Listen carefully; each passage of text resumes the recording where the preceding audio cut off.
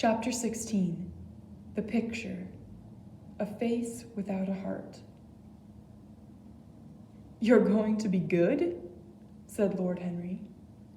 "Don't tell me that. You're wonderful as you are. Please don't change." His long white fingers played with a flower on the table.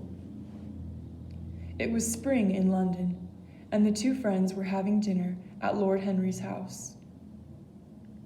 Dorian Gray shook his head. "No, Harry, I've done too many terrible things in my life, and I'm going to change. I began my good life yesterday in the country." "My dear boy," smiled Lord Henry, "everybody can be good in the country. There's nothing to do in the country, so it's impossible to do anything bad. But tell me, how did you begin your good life?" "There was a girl in a village, a very beautiful girl, an honest country girl. She loved me and was ready to come away with me yesterday, but I said no. I refused to destroy her young life, and I've left her as honest as I found her." Lord Henry laughed. "You've left her with a broken heart, you mean. How can she be happy now with a country boy after she has known you?" "Don't, Harry," cried Dorian. "Can you never be serious? I'm sorry that I told you now. Let's talk about other things. What's been happening in London?" "Oh, people are still discussing poor Basil and how he disappeared. I don't know why, because there are plenty of other things that they can talk about. My wife has run away with another man. Alan Campbell has killed himself." "What do you think has happened to Basil?" asked Dorian slowly. "I have no idea," answered Lord Henry. "The English police report that Basil went to Paris on the midnight train on the 9th of November. But the French police say that he never arrived in Paris at all. If Basil wants to hide himself, I really don't care. And if he's dead, I don't want to think about him. Death is the only thing that really frightens me. I hate it." "Harry, don't people say that Basil was murdered?" said Dorian. "Some of the newspapers say so," replied Lord Henry.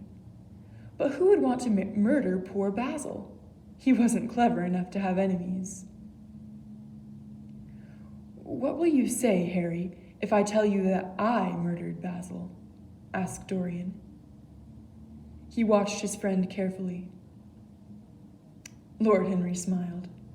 "No, my dear Dorian, murder wouldn't please you. You like a different kind of pleasure. And you should never do anything that you cannot talk about after dinner." He lifted his coffee cup.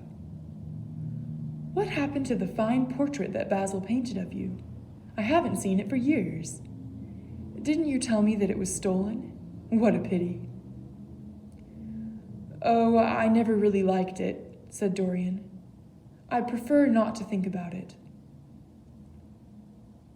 For a while, the two men were silent.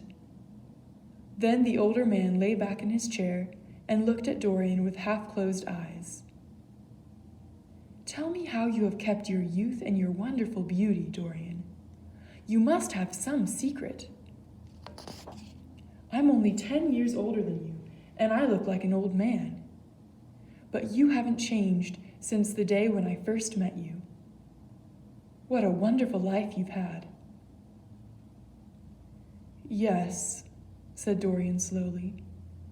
"It's been wonderful, Harry. But I'm going to change it now. You don't know everything about me." His friend smiled. "You cannot change to me, Dorian. You and I will always be friends." Dorian stood up. "I'm tired tonight, Harry. I must go home. I'll see you at lunch tomorrow. Good night." At the door, he stopped for a moment and looked back. But then he turned and went out without another word.